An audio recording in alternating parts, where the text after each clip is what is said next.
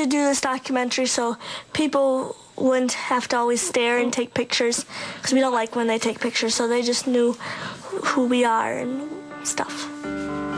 As they've grown, much of their life is still the same. They still live in the same small town in Minnesota with their 14-year-old brother Cody, 12-year-old sister Morgan, parents Mike and Patty, and the family dog, Sadie. To put it simply, Abby and Brittany are not morning people. They need more sleep. When they wake up in the morning, they're usually cranky. When they get up in the morning, they're very crabby. From the moment they start their day, Abby and Brittany are an incredible display of teamwork. From doing their hair to putting on makeup, they appear to be totally in sync, but that doesn't mean they always agree. It's fine, don't touch it. Believe me, we are totally different people. We usually bargain with each other, like, if you do this, I'll give you that, or we take turns. We take turns a lot.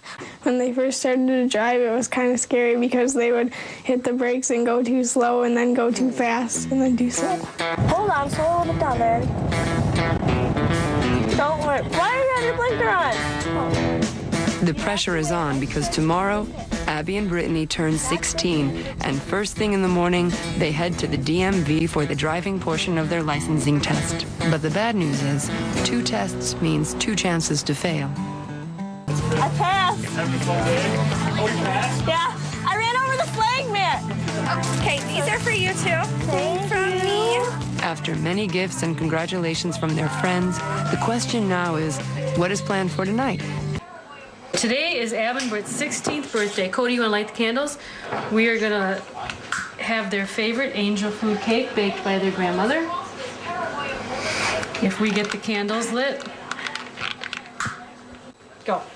You like Make a wish. Cody, stop!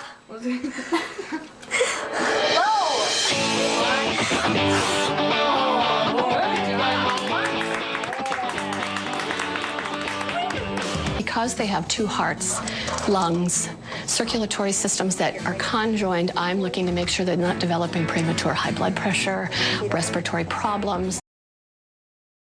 There you go.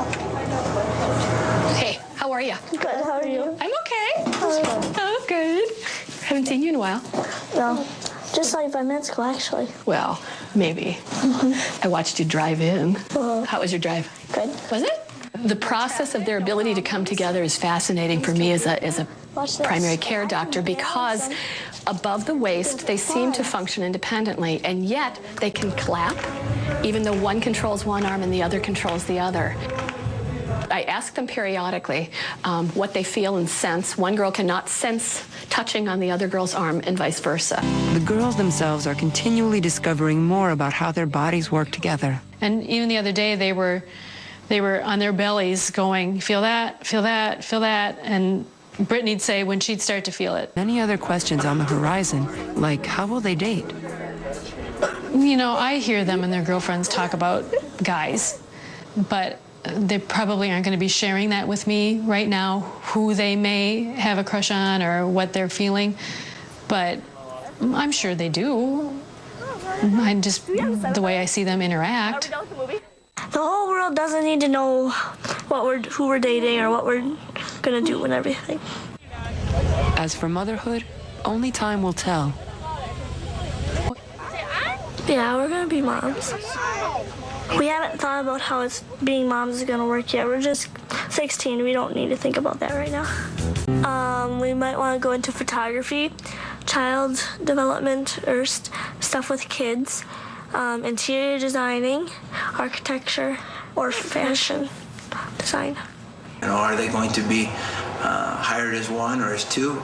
Are they going to be able to share salaries, or do they, you know, all of those things I think yet are to be determined. Abby and Brittany have chosen not to appear on all the talk shows or do interviews for the many magazines who make requests, although they could do hundreds. I've had TV people come up to me and say that I owe the world more of an explanation regarding Abby and Brittany. I don't owe the world nothing.